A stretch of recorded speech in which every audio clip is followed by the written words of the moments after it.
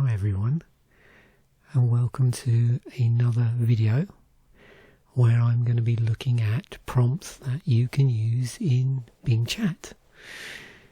So as always, these are all prompts that I either currently use to produce content or to help me with subject areas that I'm interested in, or ones that I am planning on using. And as we go through them, I'll explain sort of which is which.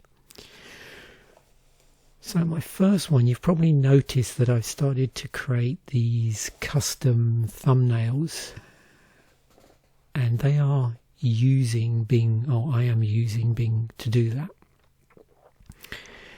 And this is one way, or one method that I use, one prompt that I use to do that. There's a whole load of them, but this is one I've started doing recently. So the prompt is create an abstract painting to represent the title, and then I put in the title. In this case it's 5 prompts to try and possible responses and advances, and we'll see if this actually ends up as the thumbnail for this episode. And you can see there, I pulled this straight out of my Word document, so just remind me, or any other title here. So let's just remove that. In a style similar to a random painter. Now you can choose any painter. You can pick one if you want. And also, this is pretty important actually, when you're prompting for paintings or abstract paintings, where you give it a title, if you don't want it to start trying to make up words or put very strange words in your picture, then do this. So do not include any text in the painting as part of your prompt. So let's see where we go with this. You'll notice I'm using the creative mode, as I always tend to do for most of these videos. I'm not going to be doing a compare and contrast in this video.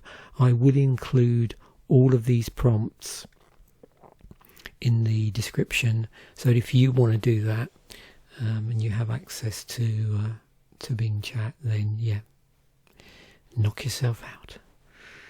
So here we go. Sometimes this can take quite a while actually. It'll issue like a comeback later. So yeah, here we have our abstract painting. Now of course I can refine this, and maybe I will pick one of these. This looks interesting.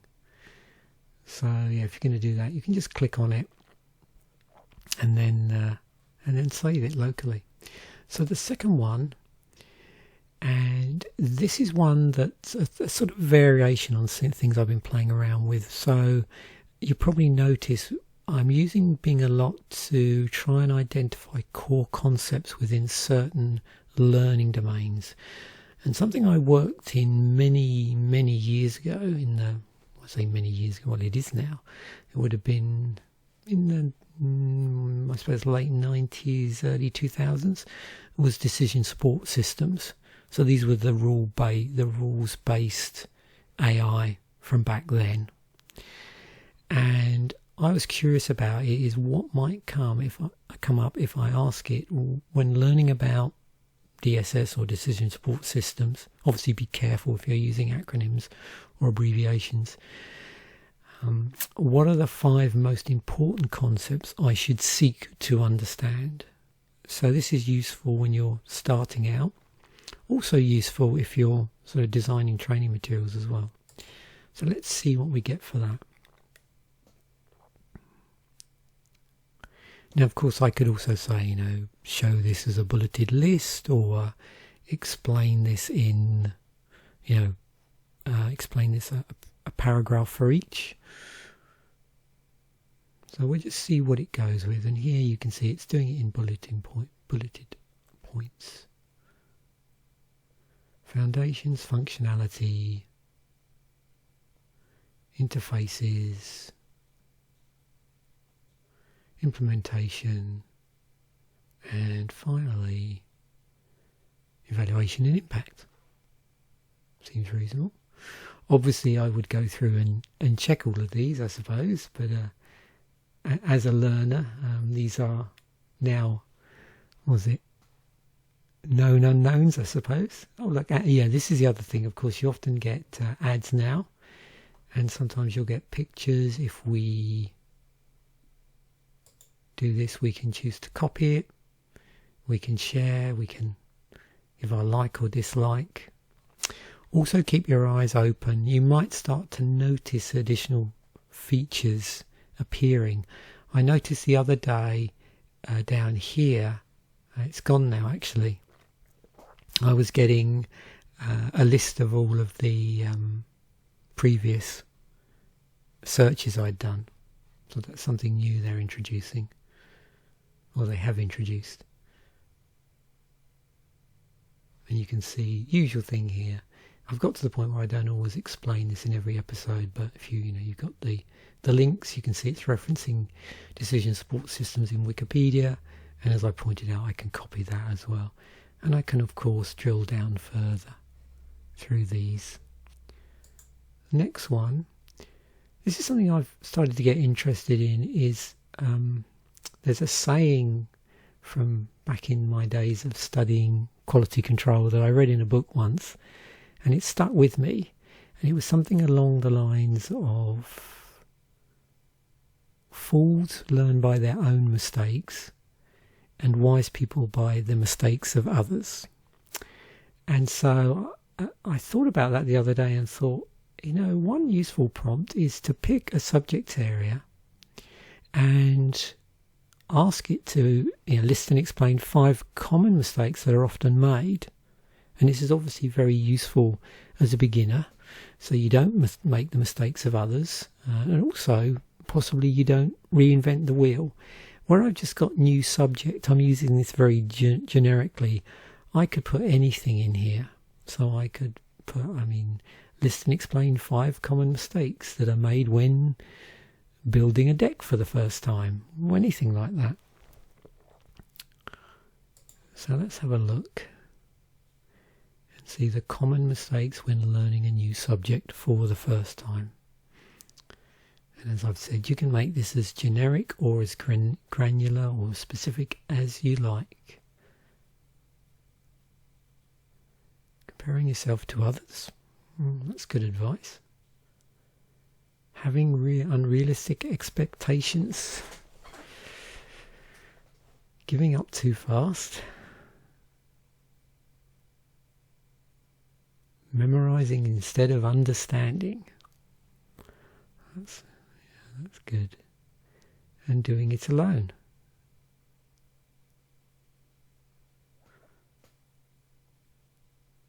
Excellent.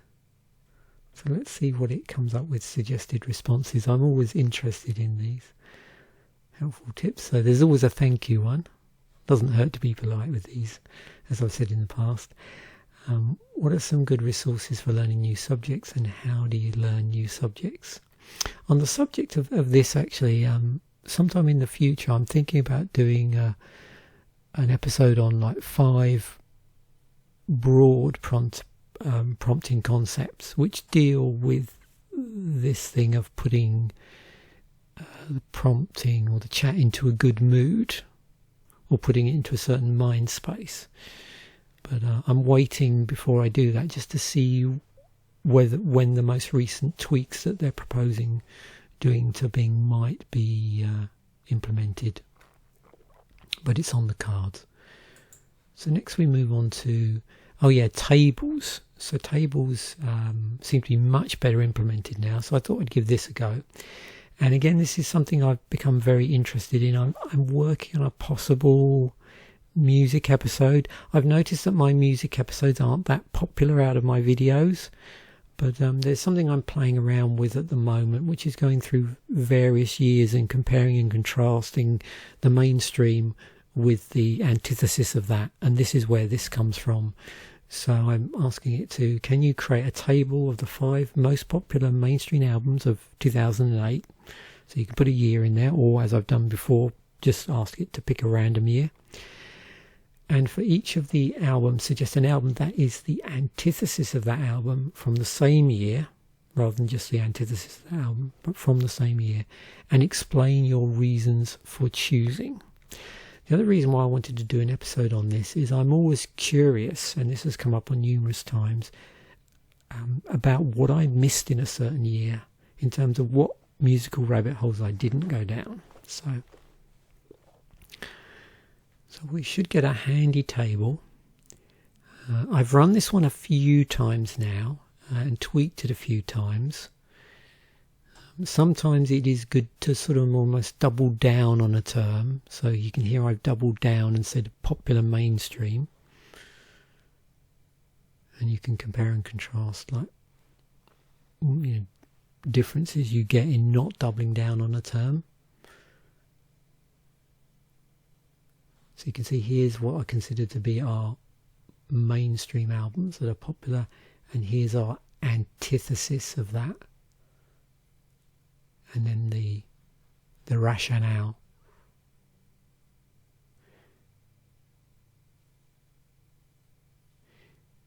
And often once you've done this once, if you ask it to repeat itself with a different year, you don't always have to restate about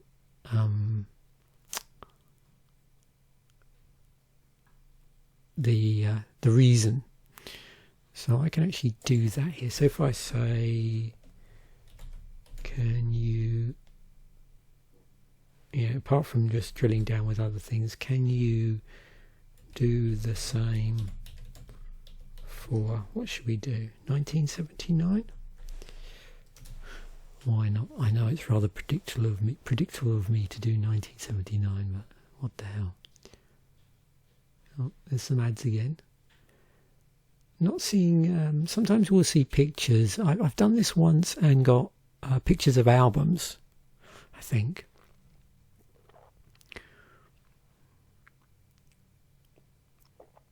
So here it's telling me it's doing it on the Billboard chart. Did it tell me here? Yes. So it's using the Billboard chart to establish popularity and how mainstream it is. Oh, Long Run versus The Clash, Breakfast in America versus Unknown Pleasures, Bad Girls versus Russ Never Sleeps, In Through the Outdoor versus Off the Wall. I think these are all correct in that they are from 79. On Get the Knack and versus Metal Box. So there we go. Have the makings of an episode there, actually. So let me just let that run its course before I switch over. I've just got duplicate tabs up and opened up here. Oh, more ads. Oh yeah, this was a variant. So almost like the reverse. Although for a year it might be the case that metal studio albums were the mainstream. Like if I pick 1980 in the UK, that could be a thing.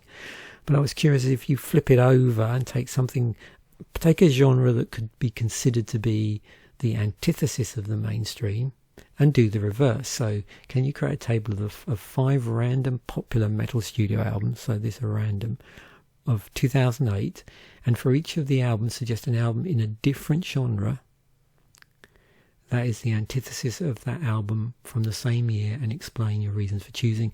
The reason why I've done it in a different genre is I've seen it with this particular one just resuggest other albums which might be in a similar metal genre, but they are actually the antithesis. So I just wanted to make this a bit more interesting by doing this and picking possibly something out of the genre of metal, although it could do a subgenre, of course. But that's part of the fun of refining your own prompts, is you get to find out how specific you can be, or how artfully vague or loosey-goosey, whatever term you want to use, you can be to get more interesting results. So that's the thing. Are you trying to get very precise, granular results, or are you trying to get interesting results that have a bit of wiggle room in them? So no doubt, because I've picked the same year here, it could possibly come back with very similar answers. So what we've got, Metallica versus Coldplay, Opeth versus Lil Wayne, Amon Amarth versus Taylor Swift, Origin, Sigouros,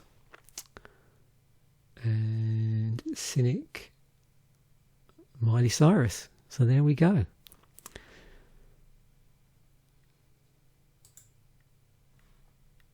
Another thing, this is more fun. Again, I think I have sort of done an episode around Magic the Gathering cycles, but I do keep coming back to this. So this one is, what are some suggestions for improving the Magic the Gathering set homelands? With that in mind, can you create a 5-card cycle based on didgeridoo? That's the one that I think looks for, well, we'll see in a moment whether it looks out for Minotaurs or tutors for Minotaurs. I'm trying to remember. Maybe it creates Minotaur tokens. That focuses on any tribal aspects of the set.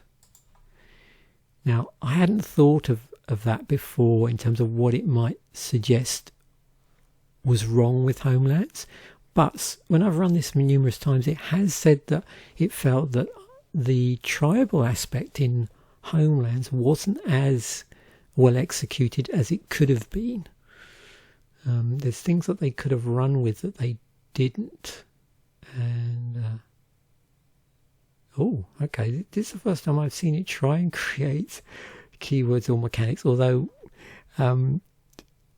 when we've seen this in the past, I think they've sometimes just ripped off other stuff. They're not totally new ones, or they've renamed them, or they are just reproduced ones from later sets,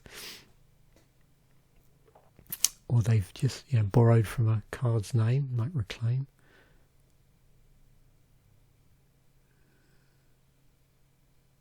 So we've got Didgeridoo for 3, Artifact 3 and tap. You may put a Minotaur permanent card from your hand. Oh, that's it, from your hand. I think that's correct. So yeah, what they've done is they're riffing around an instrument. So didgeridoo was for Minotaurs. We've got a drum for human permanents, flutes for vampires, horns for elves, and lutes for fairies. Okay, that does actually make sense. They're all 3 with 3 activation and the permanent card. So I'm just looking here. It's a set on low power level. It doesn't say it specifically, but a couple of times I've seen it mention things like, maybe the legendaries in the set, of which there are quite a few actually, could have been better chosen to mesh with the tribal aspect, the creature type aspect.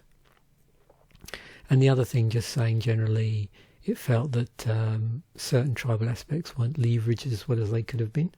But here we've got slightly different suggestions, which is always interesting. And this one is pretty cool. I've noticed it comes up with the same 5-card suggestions with the instrument theme, just because of the templating, I suppose. But one thing to do is obviously change the choice of the card. Just ask it to create a random cycle from nothing, although I like it to pick a card that isn't already part of a cycle in the set as a starting point. It's easier to see what it's doing. But also, here I'm just leaving the suggestions pretty open-ended, and so far there's been quite a bit of variance in them. I suppose one way I could illustrate that, let's just see whether that's the case. Maybe it might be the same on the same day, and this has been about 3 or 4 days since I last ran this. So let's see if we run the same thing through a wipe but on the same day, whether it feels different about homelands. And I suspect, although I'm always proven wrong when I say I suspect, that didgeridoo will be the same thing.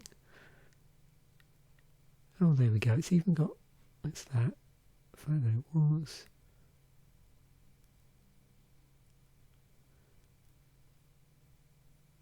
Power level, synergy, reduce the number of legends and rares, it's saying. Although then rarity was a little bit strange, wasn't it?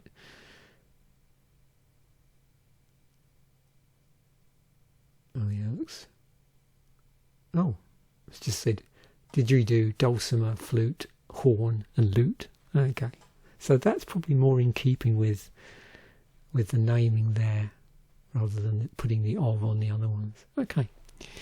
And then this is a bonus one. This is the sixth one. So this is a teaser for something I'm thinking about doing under the banner of, I think I called the series something like the kitchen table programmer, something like that. Is I was curious as to how helpful Bing Chat could be in terms of helping me set up for programming languages.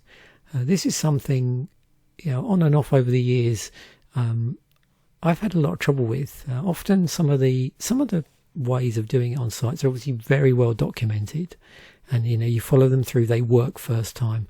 On other sites it's a little bit vague, and you sometimes see different versions, and some programming languages aren't easy to set up.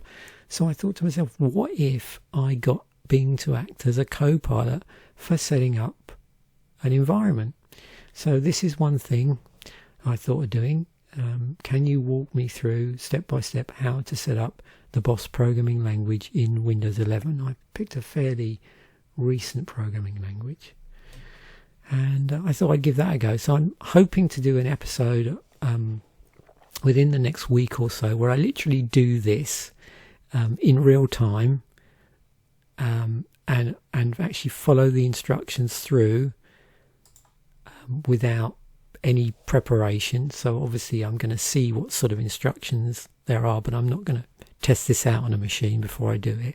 And then I might have to drill down through some of the instructions before I'm doing it or as I'm doing it, to just get some clarifications, because sometimes it's a little bit vague as well. They might ask you to run the command line, and in some environments do they mean the command line in Windows or Linux if you're doing it in Linux, or do they mean the command line within the IDE or somewhere else, or or you need to change directories, those sort of things. So,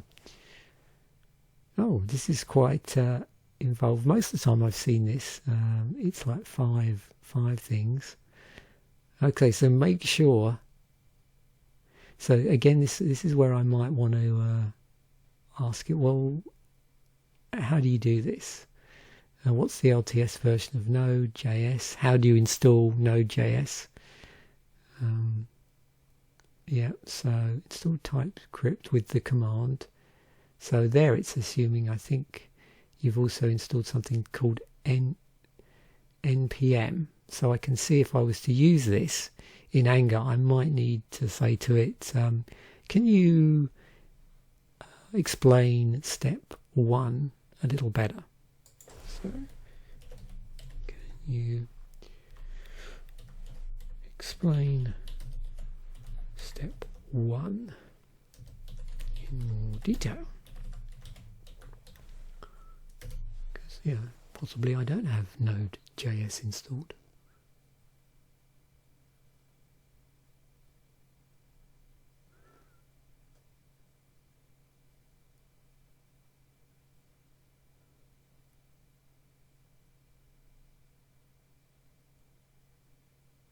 I mean, this is probably sound advice to do that step first, because a lot of times you'll be working on a system where you have actually already installed this. So.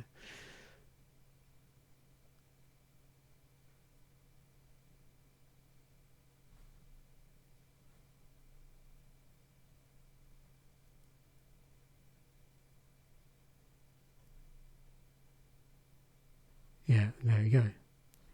So you might want to drill down a bit further. So that's a possible idea for a future episode under the banner of the kitchen table programming series, which I think is long overdue for a revisit. So thanks once again for watching. Bye for now, and I will catch you in the next episode.